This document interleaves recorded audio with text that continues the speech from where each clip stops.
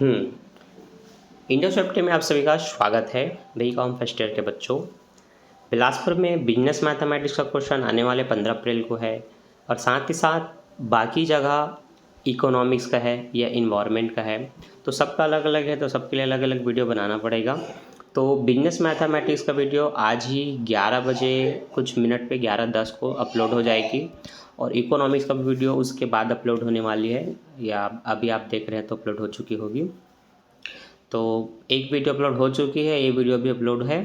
तो जिसको इकोनॉमिक्स का जानना है वो इसको पूरा ध्यान से देखें, जिसको बिजनेस मैथमेटिक्स का जानना है वो उसको भी देख लें। यहाँ पर उसका लिंक मैं प्रोवाइड कर देता हूँ, ठीक है। तो सबसे पहले देख लेते हैं कितने क्वेश्चन है बिजनेस इकोनॉमिक्स में, और उसके हिसाब से फिर देखेंगे कि क्या क्या आपको पढ़ना चाहिए, क्या इंपॉर्टेंट है। ऑलरेडी इस पर एक वीडियो बन चुकी है, पर फिर भी मैं आपको पूरा क्वेश्चन दिखा देता हूँ।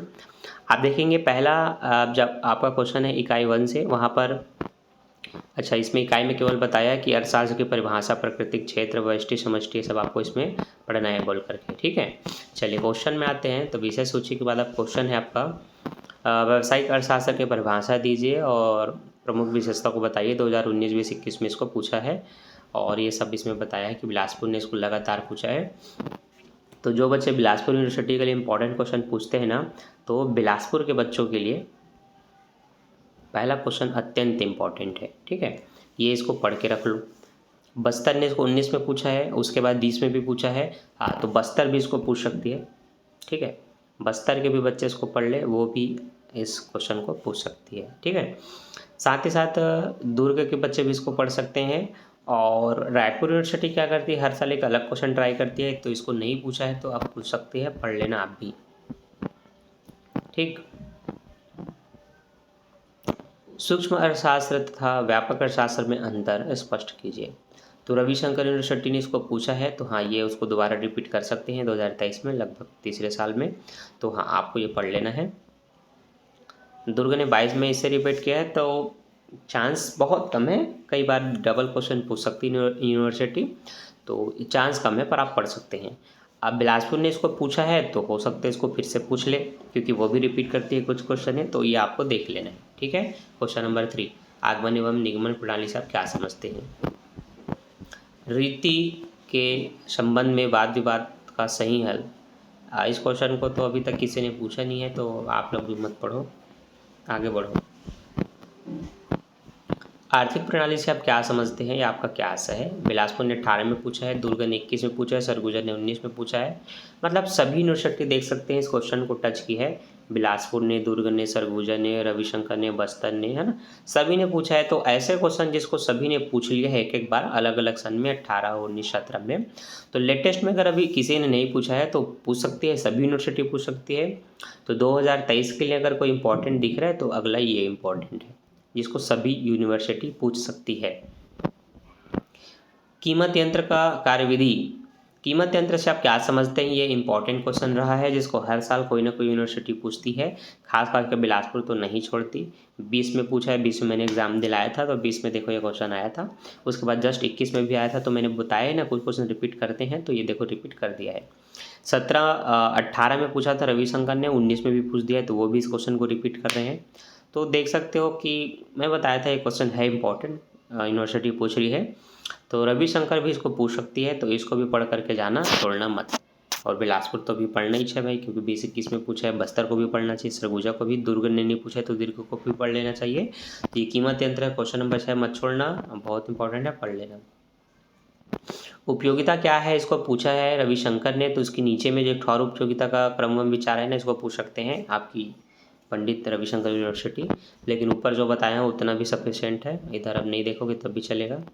अब ये जो 9 है वो थोड़ा ठीक से नहीं आया है, इसको सीमांत उपयुक्तता ह्रास नियम कहते हैं, जिसको दुर्ग ने 21 में पूछा है, बस्तर ने 20 में पूछा है, रविशंकर ने 20 में पूछा है।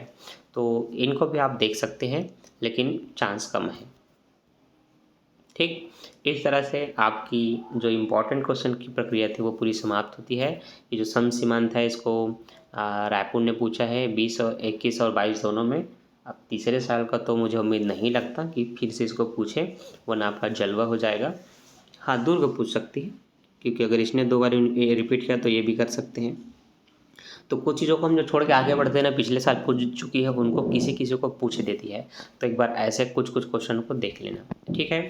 यूनिट 2 की ओर आगे बढ़ते हैं, देखते हैं यूनिट 2 में क्या इंपॉर्टेंट है। तो यूनिट 2 में आपका कितने मिनट हो गए? 5 मिनट हो गए, ठीक। समय को भी ध्यान रख के वीडियो बनेगा। तो यूनिट 2 में आपका पहला क्वेश्चन है कि मूल्य, आय और प्रतिस्थापन प्रभाव के संदर्भ में मांग की धारणा तथा आलोचकों की परीक्षण कीजिए। ये क्वेश्चन तो उतने इंपॉर्टेंट है नहीं, बिलासपुर ने इसको आज तक छुआ भी नहीं है। एक बार रविशंकर ने पूछा, एक बार बस्तर ने पूछा है, आप लोगों की यूनिवर्सिटी ने पूछा है, तो आप 23 के लिए इसको देख सकते हो। बाकी बिलासपुर के बच्चे इसको ना पढ़े तो ज़्यादा अच्छा है।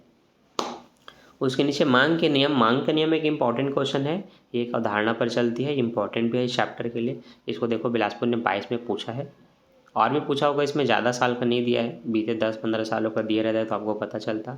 देखो 17, 20, 21 सब में पूछा है ना बिलासपुर ने, और यहाँ पर 22 में पूछा है। तो देखो इस क्वेश्चन को नहीं छोड़ रहा है क्योंकि ये इंपॉर्टेंट है। तो बिलासपुर के बच्चे इसको पढ़ के जाना, यूनिट 2 के लिए आपका मोस्ट इंपॉर्टेंट क्वेश्चन हो जाता है, ठीक। बाकी देख लो, जिस जिस यूनिवर्सिटी ने पूछा है उसको भी पढ़ के जाना चाहिए।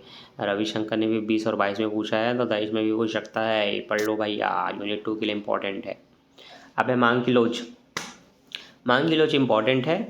बिलासपुर ने 22 में पूछा था, सॉरी 20 में पूछा था मेरे टाइम में। दुर्ग ने भी 20 में पूछा था, सरगुजा ने भी 22 में पूछा है। तो दुर्ग बिलासपुर यहाँ से पूछा जा सकता है। सरगुजा अगर रिपीट करना होगा तो इसी को रिपीट कर सकती है, बाकी देख लो, ठीक। पंडित रविशंकर ने नीचे वाले के क्वेश्चन को पूछा है ना, तो फिर इसको इस बार पूछ सकती है, तो आप थोड़ा देख लो, पढ़ के जाना, ठीक है। ठीक, मांग की लोच, तीनों क्वेश्चन सेम है, बस यहाँ पर से थोड़ा अलग हो जाता है क्योंकि यहाँ मांग की कीमत लोच बोला है। अब कीमत लोच बोला है तो यहाँ पर आपको थोड़ा इसको ध्यान से देखना पड़ेगा। तो 19 और 21 में पूछा है इसको थोड़ा पढ़ के जाना प्यारे बच्चों। मांग की लोच को प्रभावित करने वाले घटक, तो बस्तर ने 17-21 में पूछा है, रविशंकर ने 22 में पूछा है, दुर्ग ने 21-22 में पूछा है, बिलासपुर ने 18-22 में पूछा है। तो देख सकते हो मांग की लोच इंपॉर्टेंट है, मैंने आपको एक और वीडियो में बताया था। तो मांग की लोच को पूछा है और आपको पढ़ के जाना चाहिए। हाल ही में मैंने एक बच्चे को बताया था इंस्टाग्राम में, उसने मुझे सारे क्वेश्चन पूछे थे। उस बच्चे ने भी बताया कि मैंने जो बताया था वो एग्ज़ाम में आया था, तो इनको पढ़ लेना, मत छोड़ना, इंपॉर्टेंट है। शायद सरगुजा से है वो, और सरगुजा में क्वेश्चन को पूछे जा चुके हैं।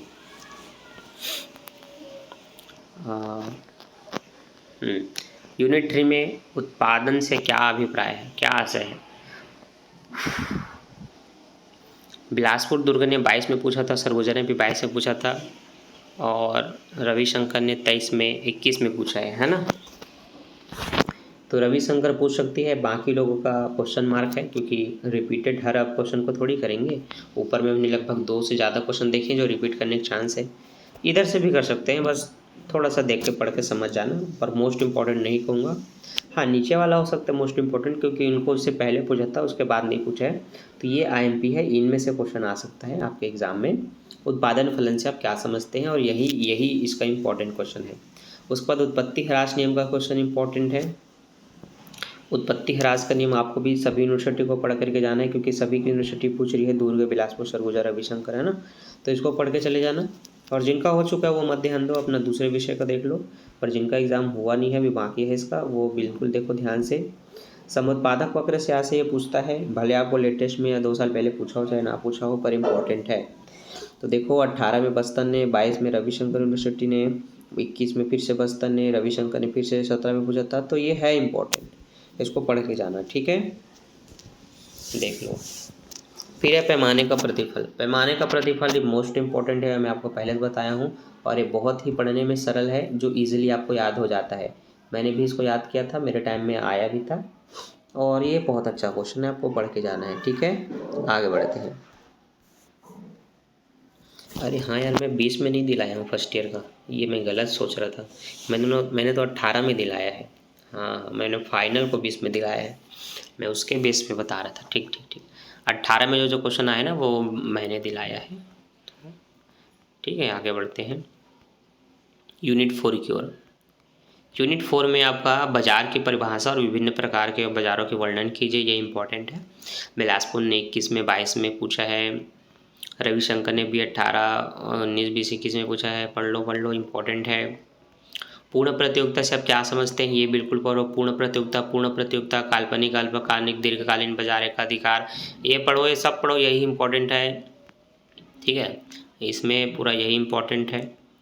और अल्पाधिकार प्रतियोगिता के अंतर्गत मतलब क्वेश्चन नंबर 34 ये पढ़ लो, ये भी इम्पोर्टेंट है। द्वैधिकार को भी पूछा जा सकता है, ये भी इम्पोर्टेंट है। तो यहाँ तक तो 5-6 क्वेश्चन इंपॉर्टेंट है और सबको पढ़ना है। सब में मिलते जुलते चीज़ें आपको पॉइंट्स मिलेंगी और एक दूसरे में अंतर मिलेगा, तो इनको पढ़ना, इनको छोड़ना मत। यूनिट 5 मोस्ट इम्पॉर्टेंट है। यहाँ से हम देखते हैं तो वितरण के सिद्धांत से क्या आशा है, ये आपको 36 नंबर में दिया है, ये इम्पोर्टेंट है। और रिकार्डो का सिद्धांत इम्पॉर्टेंट है। लगान सिद्धांत भी इम्पॉर्टेंट है। तो लगान, रिकार्डो का लगान सिद्धांत, मजदूरी का सिद्धांत और असल मजदूरी, वास्तविक मजदूरी और नगद मजदूरी जो है ना, आपको नीचे में 40 में जो दिया है, इनको पढ़ लेना, ये इम्पॉर्टेंट है। बस ये रहे कुछ इंपॉर्टेंट क्वेश्चन इकोनॉमिक्स के जो आपको पढ़ के जाना चाहिए। और आराम से आप अपने एग्ज़ाम में 4 क्वेश्चन भी अटेम्प्ट करते हैं तो 60 नंबर का तैयारी होता है।